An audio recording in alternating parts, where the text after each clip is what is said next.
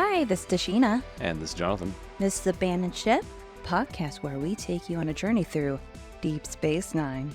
And today we have Season 2, Episode 6, Melora.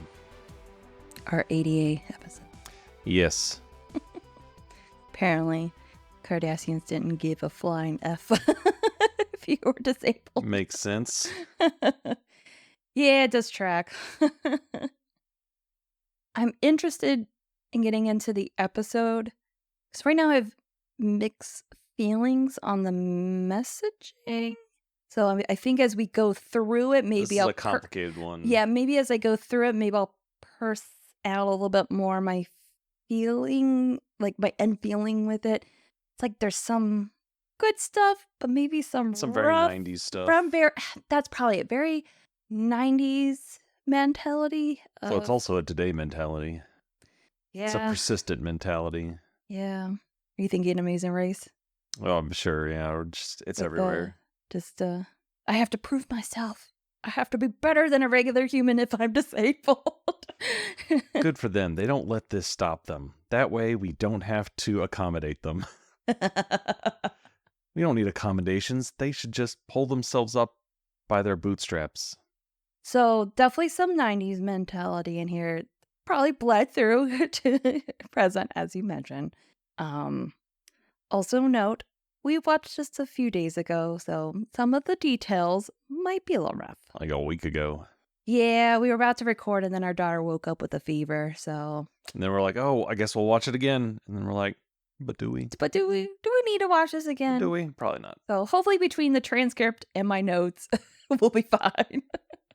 Yeah, this is not a duet level type episode where we need to probably watch like 2 or 3 times to really get it going. Okay, let's get into the episode. In our cold opening, our Dr. Bashir is prepping for... How do you say your name? Melora, the name of the episode. I know, but for some time, Pazlar. From Mel. Melora Pazlar is her full name. Visit, she is from a planet where they have less gravity. Yeah. Like a blobfish brought out from the sea. I know. So pretty much she has... There's just a lot of things that have to be thought through when she goes on a ship. And the first one in Starfleet. And yeah, which is amazing. Like, this is a pretty cool thing and stuff you want to see, like in sci-fi. Like, okay, you're going to have people on other planets who have a lot lower gravity than we do. How do you handle that? And right off the bat, they do their Star Trek thing where it is not just that it is someone who can't walk and needs a wheelchair. You know, you are in the future where you have fixed all of these things. They even say, hey, we haven't seen a wheelchair in 300 years. We had to unearth it from our databank. So instead of having that, they have, it's an alien who can't walk in our gravity. So that's smart. I am not up to speed on all the latest thought behind all these things. Mm-hmm. And I think it's a very touchy and complicated subject. Yes. I think the episode gets some things right, but then other things are like, I don't know how I feel about that. Right, because there's a thought about like that it's not something to fix. So I feel like this setup of they haven't needed wheelchairs in 300 years because they can just fix these things now. They fix disabled people. Would that fly now? Me personally, I think that's an overreaction. Like, especially when you do have disability in Star Trek with like Geordi. Yeah, although that is fixed because he has a visor that allows him to see. He doesn't just stay blind. But he has a tool that helps him to see. Right.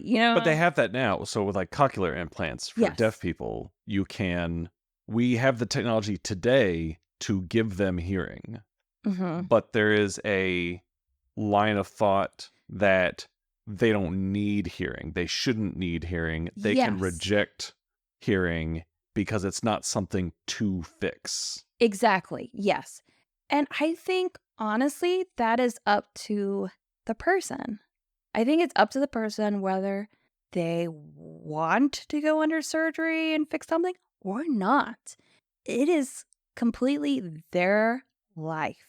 And right, if they don't, then the world should not be so hard to maneuver in for them. Like, there should be stuff to help them move through the world, because some people will not have the option to, quote unquote, fix things, you know? And you're right, it's very interesting, the idea of like, do these things need to be fixed? I don't know, because I don't live with these things. I think that is definitely something we need to hear from people who actually have disabilities. Right. Not me. You know? Yeah. I mean, I think it's definitely can be a pendulum where it can swing too far one way or the other. Yes. I think at its core, what matters is two things. One, as long as everybody involved is acting in good faith and with good intentions. Yes. Honestly, you can work through anything then. I think there's sometimes this need to lash out and attack when the attack is undeserved because the person is acting in good faith and you don't need to treat them as if they're not. Which we see in the very beginning here. Yeah. I think it's hard in this episode. These ideas not only are they're new. If she was a character that was like on the station, then I would expect to have those type of conversations throughout like a season. But because she's only on one episode, I understand that they're just not, they can't touch on all this stuff. It's very like surface level. So that in that way, I don't hamper on like the episode for like not doing a perfect job of like representation, just because it is one episode. It's in and out. They could only do so much. It would have been awesome to see someone like her on like, even for a season, like permanently on the team. Then I think they could have gone deeper into these subjects. So that's where I am with this episode at the moment. Yeah, but all of these thoughts are just sort of swirling around your head as you watch it. Exactly. And they're all complicated and don't all have simple answers. Oh, exactly. So we'll try our best. As we're saying all this to say, we are two, for the most part, able-bodied people. We have our issues. We will try our best, though. But this is definitely complicated material. We're still at the cold opening. Yeah. So, okay. And a key comment they make here is, she has a anti-grav unit she uses normally. Yes. But it doesn't work on a Cardassian station. Which is why you have to use the wheelchair. So already, I thought this was just funny that she's the first Meloran Starfleet. She needs these accommodations. And either she picks or they pick to assign her to literally the only place in all of the Federation that cannot accommodate her. Because of its design. Well, is it because she wants to go into the Gamma Quadrant? So I would assume that she picked the assignment. Yes, because it seems like she's like gun-ho because it's the frontier. Yes. But they never say that. I don't think they ever say it. They don't, but I will give them credit because from the way she's talking throughout the episode, like the Gamma Quadrant is important to her. So I will give them that. This is the main station next to the Gamma Quadrant. This is the best place probably for her to be stationed at, to at least do this assignment, short term. I can forgive them for that part. Yeah, that's the best reading of it, is that she hopefully she picked it and that they did not shove her on the only station in the universe that she can't use her. I will trust that she picked this assignment. God, I hope she did. All right. So now she's docked. Yes. I also want to note we already getting a little bit that Bashir has a little crushy crush. Oh, yeah, he's read her file and he's already. And you can tell because he's telling all this to Dax, and you can tell Dax is like, "You sure this is all professional?" Trying to get the tea already. So yep, we're at the dock pad. She comes in, and I have to say, like, the first moments you see her, she just looks like she's in so much pain already. I know. I felt so bad for her. They give her, like, she does have a lot of attitude, but I think all the attitude is, I get it. Like, not only is she probably thought, she's so scared that people are going to think, like, she can't do things. That's part of the attitude. She's in it feels like she's in constant pain, or if not pain, like weight on her body. Weight, literally and metaphorically. And she's just like, I don't want help. I don't want help. I just need a runabout for the Gamma Quadrant and I'm good. Get me to my quarters. Like, she's just like all business, all attitude. Leave me alone. Let me get to my quarters. And Bashir's kind of like, you could tell he's like, oh, taking it back. Like, I've done all this. I modified your chair, which you did not appreciate. Fine, I'll deal with it. She wants everything done like to her specific instructions. Which is weird because she doesn't want help, but also wants everything done in an exact certain way. That seems like a dissonance. And there could be some cognitive dissonance. I think. So is that a character cognitive dissonance, or is that a inconsistent writing? Is it and a lot of this, I wasn't sure, like, is this supposed to be a character flaw or is this a writing flaw? Because her whole thing is she's supposed to be, I don't want help. I don't want people to fuss over me.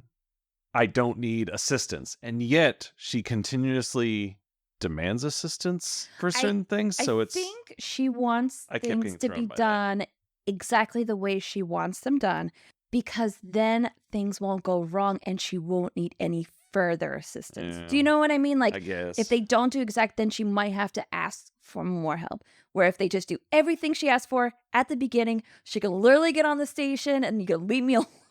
This gets to another thing, though, about how this episode is set up, and that she is in Starfleet in this command structure as an ensign, who is the lowest rung on the totem pole. And that's where the attitude is like, girl, like I could get the attitude with like the pain, feeling like people treat you lower, but there's still ultimately, a command she still structure. There's so many points where I'm just like, at some point you just have to go, yes, ensign. Yes. And that'll Cisco, be enough. He sort of does. He does. I feel like if it was anyone else, and here's where she doesn't want special treatment. When Picard goes, shut your mouth. She doesn't want special treatment, and yet she's continuously afforded it because any other ensign, they'd have snapped him back to basic training or whatever, the academy, because you're an ensign. It almost felt like they've had episodes before where like scientists come on board and they're very particular and want certain things, and maybe they have a hostile relationship with the military structure, so they're just like, leave me alone, and that's what her attitude felt more like she was a scientist and a third party coming in that needed these things and therefore was not subject to, I don't care that you're a lieutenant, take me to the Gamma Quadrant. But it's just, it throughout the episode, it all felt weird coming from Private Gomer Pyle here. Just like, look, we'll get your stuff, but beyond that, you don't dictate anything. Yeah, we'll get to it when she gets her conversation with Cisco. We have our B plot kicks in at Quark's. What was the... Oh, yeah. He's selling some gold bands to a dude. And then a shadowy figure enters Quark's. And his business is with Quark. And his business is to kill. Dun, dun, dun. We get some context clues here. They tell us later, but pretty much we know this guy came from like a work camp. He was there for about 8 years, and Quark, I guess, turned him in. Yes, turned him in, or Quark had something to do with that because he blames Quark for his time there. Quark's not in a good position right now. Nope. Go to Ops, Dax, and Bashir. Or with Cisco, and they're kind of updating him on the situation. And her request to go. So they did have a conversation already where she had requested to go to the Gamma Quadrant in a runabout alone. I'm like, Cisco's not going to let anybody take a runabout alone. Yeah. Doesn't matter your rank. Nobody's going alone. So you're right. It is interesting. Yeah. She doesn't want special treatment, but she wants to take a runabout by herself, which is honestly real special treatment. Like nobody goes. Again, it would have made more sense if it was a scientist. Like, I'm a scientist. I know how to do this stuff. Just give me the runabout and I'll go. And then it can be like, no, from a Starfleet perspective, this is our asset. We don't, it could have been more of that, not this like, it just, sir, yes, sir, fresh out of the academy, give me a runabout and let me go on my way. So for me, it felt like she is so scared of being treated like a child that she wants special accommodations. Yeah. It's weird. Like, I understand the dissonance, and even I'm like, girl, but I can understand, like, almost like kind of like fight or flight, like that. I understand where she's like, they're doing this to treat me as a child, where it's like, no, it's just like, right. I know where she's coming Yeah. from, but I think the people around her don't react appropriately to the situation. Yes, they should have shut it down maybe a little bit And I think harder. Like, we're not treating you like a child. Nobody takes a runabout by themselves. And maybe she could have portrayed it differently too, in terms of what I don't know. It just doesn't make all their interactions, given the command structure in place here, do not make sense. Exactly. So because they're all talking already, Melora comes in hot. Yeah. Because she comes in, she sees that they're already talking about her. And she's upset. She's like, because again, this fear, oh, they're talking about me. Of course they are, but she's like, they're saying, because we are talking about you. But she's always thinking the worst case scenario. Right. They're talking about how to help poor Melora. They're gonna send 5 people with me to cater to my. You could tell, like, she's just such in a state of fear. It has really swamped her mind. She tries to plead her case to go by herself. This is her dream, and nothing's gonna stop her dream. It's just because, like, no. Dax is going with you. Sorry. That's not how things are run here. Also, she does say, I'm just more comfortable working alone. And he says, well, I'm not comfortable sending you alone. And I think there was an missed opportunity here to convey that, even regardless of the whole command structure stuff. And they've said this in other episodes, Starfleet is all about working as a team. Yes. Which really is any military structure, but especially Starfleet, from a military perspective, from a science perspective, from an organizational perspective, they're all about teamwork. Oh, I think Odo and Sisko have this conversation at some point, either in an episode we've seen or haven't seen yet. It's all a blur. Talking about how the reason why Starfleet and Odo clash is because Odo is, like Melora, extremely isolated. And a loner, but Starfleet wants team players. Yes. And Odo's not a team player. And I think they should have emphasized that here as like a... Where's Odo? Odo also would have been a great interaction for this, because he does the same thing. But to try and... Because all they say is, well, we're not comfortable with it. Well, so it all comes across as we don't trust you. This just all goes right to the thing. Yeah. You're in Starfleet. You went through the academy. You should know this is all a team effort. You never send one person off to do something. And that could have been more the focus of this, is like this fear of being part of a team because of the microaggressions. She probably just gets on every level. So she just probably has this fear that if she's in a team, they're just like, without even knowing, like, just kind of put her down. Because I think that's her fear of being with teams. It's like, they're just these little things, these microaggressions that are going to happen. And, going ahead, I just don't believe in Bashir's conversation with her, just all of a sudden, like, she opens up. He's like, you just attack people, pretty much. And she's like, oh, I do. I don't know. I just don't believe, like, all of a sudden, like, woo, she just changes from that conversation. But if she had a conversation maybe with Odo about being a loner, I could see maybe that changing her viewpoint. Okay, maybe I can open up to some people, trust people to not just put me down. Yeah. Like, at least put the foot forward of trusting that they won't. If they prove otherwise, then back away. But at least assume people are in good faith. But if they show they aren't, then you back away. Not the other way where you step forward thinking everybody's in bad faith. It also might have worked better if she was a higher rank. That too. More of an equal to Bashir, at least. Because we have a scene in her quarters. All I wrote down is Bashir is a shower man. Shower man myself. Look at this picture. Is this your husband, boyfriend? Okay, Bashir, calm down. And that she thinks she just attacks people. Yeah, this is where Bashir is his whole deconstruction of her sort of attitude. Which she does. I mean, he's not wrong. I just don't know if he was the right person to deliver the speech. person? I feel like Dax should have delivered this speech. Dax, Odo, like, I feel like there's other people that maybe I could have believed it better if they had a conversation with her and at least started the shift.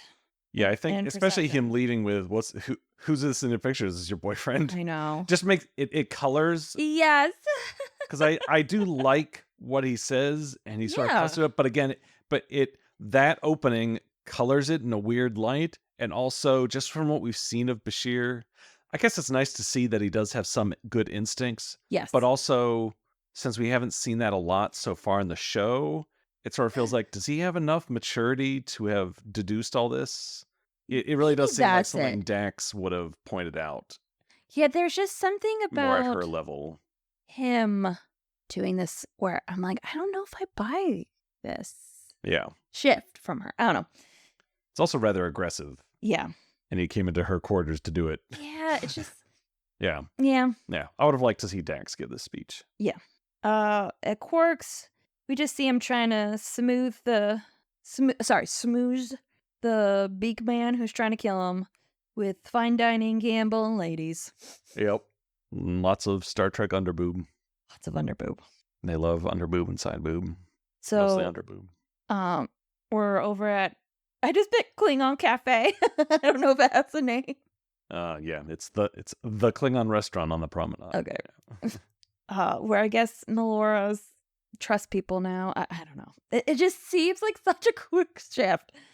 But they're ordering stuff, and then she starts yelling at the server and Klingon. And she's like, I want the freshest worms, yo. Yeah, these worms are dead. But... what a lovely dinner. But the Klingon responds positively to this because he's a Klingon.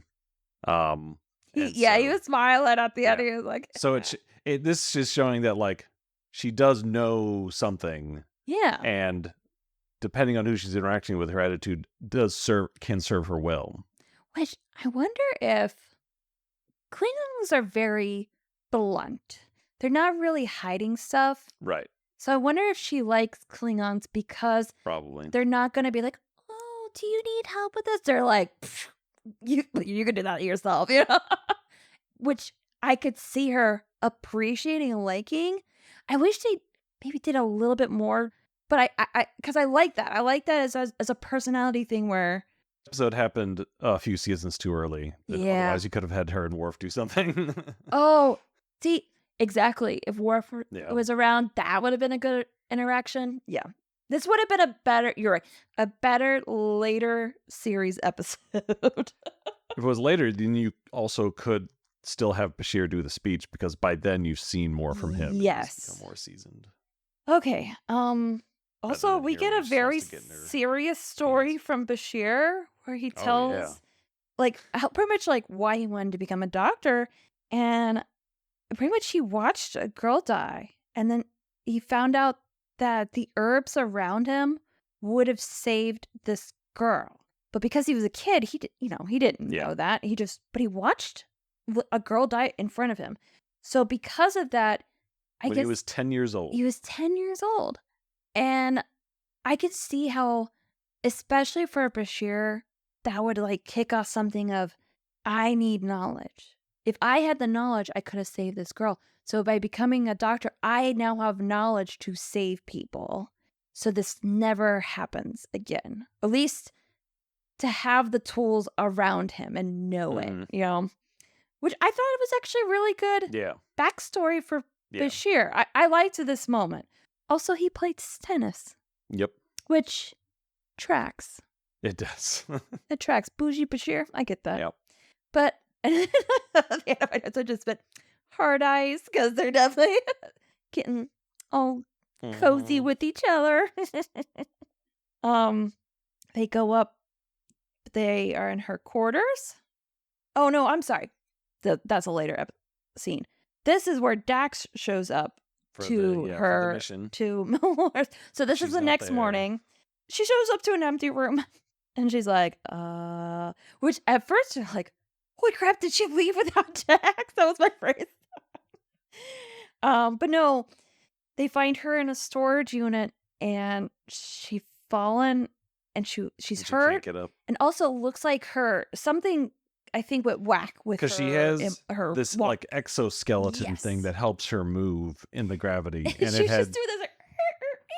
she had fallen because she was trying to access a part of the station that they had not yet installed the ramps for. Mm-hmm. Because not only is the station compatible with the anti-grav unit, it's also built like a submarine and has all these lips around all the bulkheads. And so she had tripped and fallen out of control. And so everything was going haywire and she couldn't get up, which I gotta admit would be very embarrassing. Yes. And you would not want anyone to find you there. Yes. Oh, no, and she hit her head, so she has to be taken to the infirmary. Yes, so she got injured in the infirmary while Dr. Bashir is tending to her wounds. What kind of an architect would deliberately design a raised rim at the entrance to every door? Girl, I get that. I feel like that's a shot at the set designers.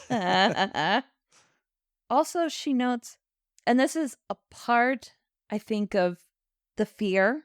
We see another piece of it is she wants them to feel like they can depend on her. And maybe that's also why she doesn't want to work with other people. Because she might feel like they don't. Again, the whole the babying thing. She's definitely really afraid of feeling like they will baby her in some way. But then I thought the doctor said something really good here. He's like, but you can depend on us. And I think that I do like with especially with disability. I get the fear of someone fearing they can't be dependent on in some way, like they're less than. But it goes both ways. Like we're in a society. We live in a society. We live in a society. But not only should they not fear us babying them in some way, but they should depend on us to help them. Yeah. It's not babying, it's helping when they need help. And the key point here is that everyone needs it, not just you. Oh, yeah. You are just the most obvious case at first glance. Exactly. But the important thing that everyone should realize when it comes to accessibility, welfare, is that, like Bashir says, no one on this station, in this country, in this world, is truly independent. Yes. They like to think they are, but they're not. Oh, that is so true. We all depend on each other to varying degrees and for different things, but we all depend on each other. And when you realize that and have that attitude, this is why these stories about, oh, this person didn't let their disability stop them. They, I know. Went to the Olympics and, did this anyway. It's a feel-good story. The intention is sort of to inspire, right? But it ends up being a feel-good story for people who aren't disabled because they get to feel like they're off the hook. Oh, see, I don't need to help them. They just need to help themselves. Yeah. And that's not true.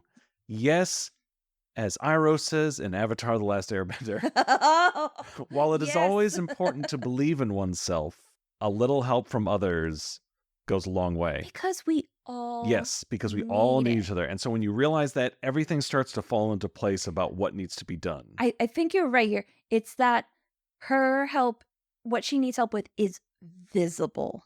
Where most people, it is invisible. Like, I have issues with chronic pain, and sometimes I need more help than other times. And I shouldn't feel bad for asking for help in times when I'm dealing more with pain. And she shouldn't feel bad if there's times where, hey, I need just a little bit more help in this area. Like, I can do this, but it would be a lot easier if you could do this, There shouldn't be shame in that. That's the big thing. There should not be shame that you are less than. Yeah. Today you, tomorrow me. Exactly. They're in a community and they all need to help each other. And that's all it really comes down to. So that part of the episode, I think, is solid. Yeah. Yes. Where we are, infirmary. Oh, now we're in her quarters. And we do some sky dancing. This is also when they start to introduce this concept that Bashir's been looking into about some sort of neurotherapy where they might be able to like have her body adjust to their gravity naturally. Yes. So they start to bring that up. But yes, and then they go, she invites him into her quarters. And is it here where he said he always wanted to like, what is it? Well, he's like, so yeah, so she's in low gravity, right? So she has a special thing in her quarters so she can turn off the gravity and they float around. Bashir's completely caught off guard. This is astonishing. I can't tell you how curious I was about this. And this is where I said audibly, brother, you are an astronaut. You live on a space station. You went through the academy. How have you not been in we know for a fact they go through 0G training. You are an astronaut. What do you mean you were curious about this? This is a part of the episode where I'm like, okay, someone did not stop and think this through. Wild. Every time he's like, wee! I'm like, you can go to the holodeck. You're an astronaut. Right you're technically an astronaut. Oh my goodness. Yeah, so I'm just like, okay, whatever. That was a lot of laughs. But they are there's a lot of kissy going on here. And now hard cut to, I guess, next day, and she's on the mission. Yes, so she gets to go on her mission. I guess she's feeling better. Her and Dax are on the runabout. And I like the scene. I like it because we see Dax, the gossiper. Dax, who loves that tea.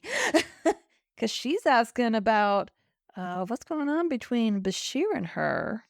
What's going on? Because Mel asks, is there room for romance in space? Which I feel like it would be very difficult. Like long distance relationships are already hard, and now you have to put in like light years. Like when do you see each other? And I love the story that Dax tells about the hydrogen alien and the oxygen alien. Is it? They only can spend like 47 minutes a day with each other, but they make it work. And I'm like, oh, I don't know. There's like a sweet story. Yeah, this is where Dax's long life experience is put to good use. Yes, I love where she can interject this worldly knowledge. It's always so much fun. Yep. All right. Security. Quark asks Odo for help. Please don't let me kill me. Odo is on top of the situation. It's like, I know what's going on. And the dude's name is Ballot Caught. I hope I'm saying that right. A little back and forth here. Quark being Quark. In the infirmary, Mel is back from her trip. And this is where the doc is busy finding that gravity cure. Which I don't know how that works, but I just love how sure they haven't figured this out for such a long time, and then he looks at it, he goes beep beep beep beep. I got it. I love where they try to explain that basically beep, beep, beep, beep. No one has just cared because it hasn't mattered except for their species. But yeah, they do that a lot where it's just like no one's been able to come up with this. Now I just did. And I guess you can explain a little bit when you figure out his future knowledge. Knowledge of his background. I feel like kind of retcons a few things, but I love moments where Bashir's like, yeah, I just looked at it, figured it out. Yep. Back in security, Odo questions Balakot. Yeah, they just and then don't kill Quark. Okay, I'm not gonna kill Quark. Sure. Sure. You can't arrest me. Nope, I can't. Okay, bye. And then Odo updates Quark. We go to the infirmary. He does tell him to carry a comm badge with him. Oh yes, but that doesn't do him much good. No, it doesn't. Infirmary. Melora. She's just Mel now. Yeah. So she's undergoing the surgery. It becomes guinea pig. Yep. It works. Let's skip the human experimentation. Really quickly. Yeah, it works. And then they go to Ops to kind of show off. Yeah, look, I made her walk. She without her exoskeleton. I could fix her. But the treatment wears off as she's on you can see it's not permanent. It starts to wear off. And then Bashir's like, nothing to see here. Yeah. And then they back up into the elevator. Back in Mel's quarters. Oh, this is where we find out because of the treatments, she can't use her anti-gravity machine. Because if her body's trying to figure out how to adjust to this gravity, then throwing it into anti-gravity will just like fuck it up. Which honestly, I get that logic. So Bashir's sort of full steam ahead, and you can tell he's getting really excited about this from a medical perspective and getting maybe a little carried away. He does want to help her. It is good, well-intentioned. But at the doctor's side of him, yeah. And this is where she starts to confront what the consequences are. The Little Mermaid problem. So can I ever go back into anti-gravity? Like, you could tell, like, this is starting to weigh on her.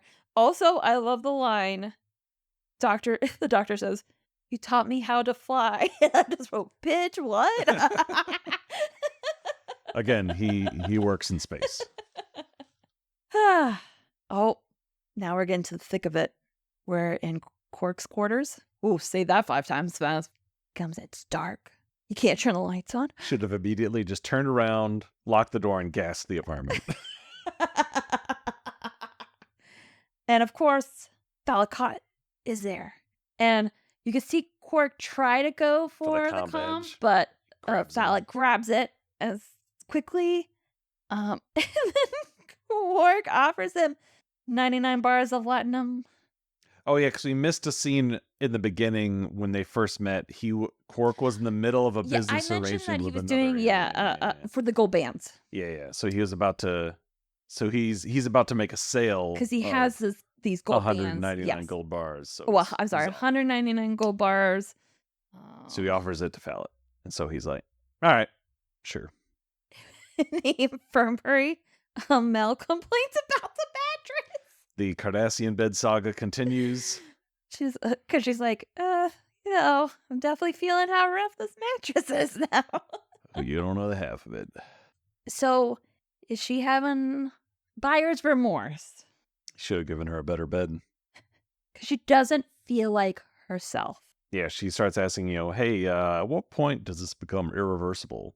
Bad thing to ask after you've already had a treatment. It was never reversible. Whoopsie. We go a little bit more in depth on the runabout with Dax. Because she's like, I don't understand why I'm having second thoughts. This is what I've always wanted. But I can't go home. I'm like, girl, I think that's a big deal. Big deal. Because, yes, you wanted it, but you didn't think the cost of never being able to go on your home planet again, where all your friends and family are, that's hard. So Dax tells her about the Little Mermaid, the story of the Little Mermaid, how she traded her voice for legs to go up on land. And she's like, did she have a happy ending?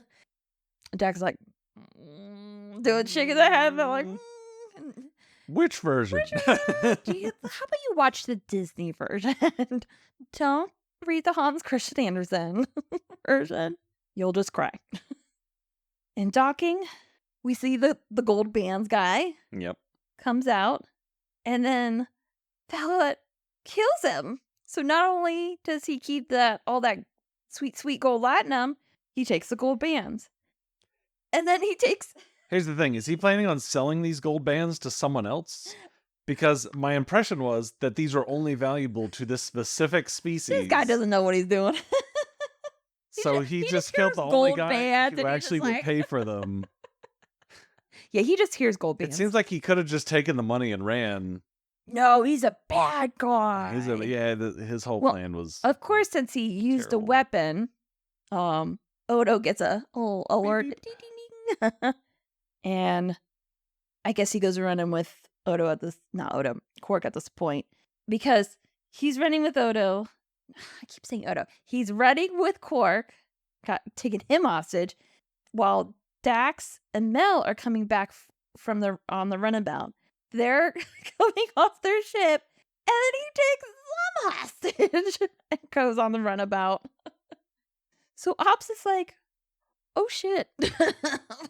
This dude has 3 of our people taken hostage on a runabout.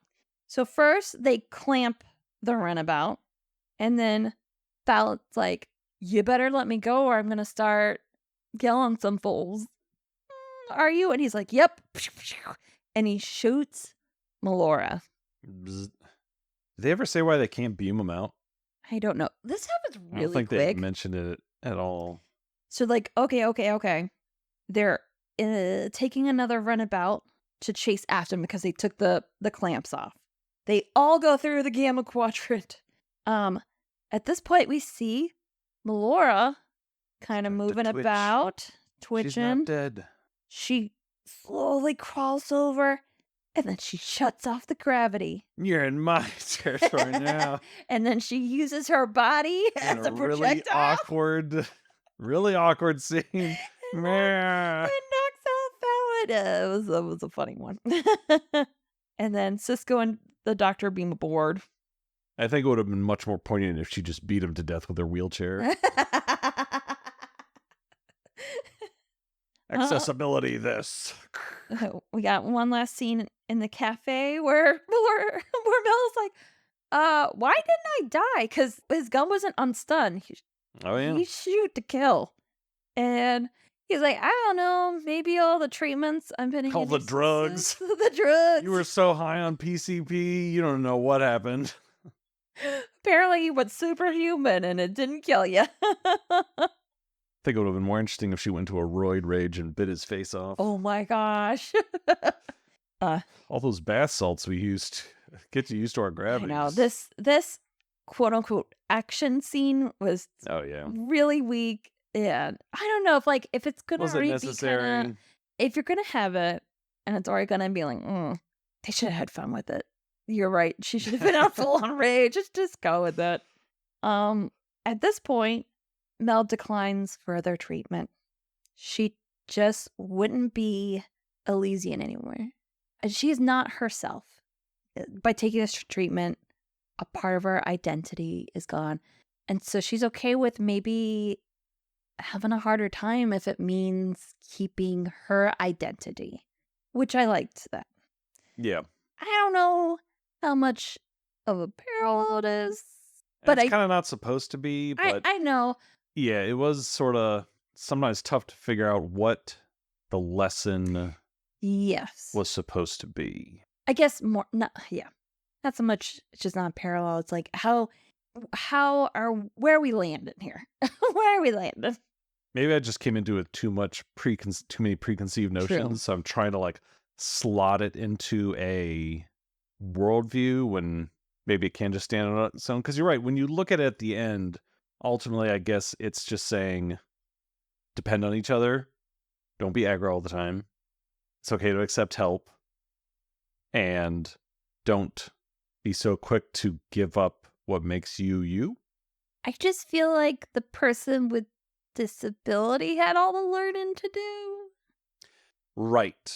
That's probably where I'm coming of. I feel a little bit off about this. You're being disabled wrong. Yes. Learn how to be a productive disabled person, which there's is not great. Definitely some good lessons in here, but I wish there was something either Bashir had to learn as well, or even any, or maybe the culture of the Federation, just something where it's not just her learn how to be a better disabled person, because that's a little bit the vibe I got. That is true. Yeah, this is why this is so complicated. Depending on how you look at it, that could just be too pessimistic a reading. Could be. Maybe it's just us. It's tough to have them learn something when this is supposed to be the future and they figure this all out. But I think they could have had an opportunity to. They could have had. Yeah. So here we go. They had already said at the beginning that they had never seen a wheelchair before, because by this point in the future, they don't need to exist because they can fix all these problems. Mm-hmm. And and give people mobility very easily that they would have been missing otherwise. So it seems like the most obvious lesson they could learn is, okay, so what happens when you have a society that never has to deal with accessibility problems because of their technology, is confronted with in this case, the sci-fi thing, an alien species where they are forced to because they can't just fix it. And I think they don't get an opportunity to learn because they already know everything from the get-go. They've put in ramps. Our cold opening, chair. Bashir has everything done already. Yeah. So they had no opportunity. He learned all of his lessons before the episode started. Which almost doesn't make sense. Like, this is not something they normally have to deal with because they have it so easy. So it's like, I'm okay with her having some lessons to learn, especially I thought it was a good one. Like, yes, I understand you want us to depend on you, but you need to depend on us. Thought that was a great lesson. But yeah, what is Bashir learning? What is the other Federation officers learning? What about the non-Federation people? How did the other aliens were? The best reading would be they learn because he does try and cure her. Yes. And I think the best reading you could have of the episode is they learn that not all these things need to be cured. Okay, so maybe that's it. It just, I think they could have done a little bit better with that side of things. It just comes off. It comes across as angry, bitter person in a wheelchair is mad at everybody else when we're just trying to help. That is kind of the surface level reading. Which seems 90s, right? Yeah, that's what felt 90s about it. That's definitely the 90s aspect of it.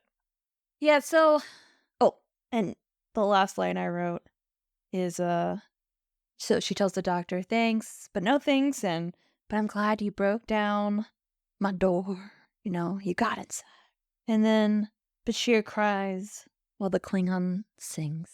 Yeah, they're in the Klingon restaurant and suddenly they start getting serenaded by the I don't like restaurant. that touch, though, just because we just see... a out from nowhere. It does, but also, I feel like sometimes we get kind of a one side of Klingons. I don't know. That's true. Nice to see the lighter side of the Klingons, where he's just like has his little violin out, and he's just croning and singing away. That I thought was lovely. I like when stuff like that is added to give flavor. Also, a little bit of different side of another species. They're not just like one note. So not just Worf. And they make that point to Worf at some point. Like, I've met plenty of Klingons, and they love to laugh. It's just you, Worf.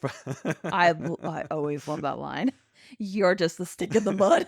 Oh, yeah. You could have a big long discussion about Worf and I have a cultural feeling identity. Yep, we will have things. plenty of conversations about Worf when we get to him. All right. Well, that's Melora. I guess in the end, it was a fine episode. Yeah, and it was more interesting to talk about than I thought. But I think we've pretty well dissected the good and the bad there. Yeah. So not a bad episode. Just fine. Yeah. Some interesting backstory with Bashir that I appreciated. Yes. And you're right. Even if they didn't like hit it out of the ballpark, I do think the subject matter was interesting enough, and I'm glad they at least attempted to. And in some ways, they did do a good job. There's just other ways where I'm like, oh man, I wish we could have beefed up the other side too to help like bring it up. I don't know. Wonky. Yeah. Maybe that's the word for it. A wonky episode. Yeah. All right. What do we have next? Rules of Acquisition, a Ferengi episode. Oh, okay. Should be good. Hopefully.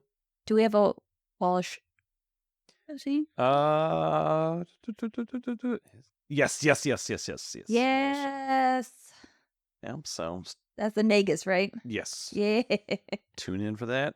I mean, the last one was great, so Ferengi episodes are usually good. I'm crossing my fingers. All right, so we will see you then. See you then. Bye. Bye.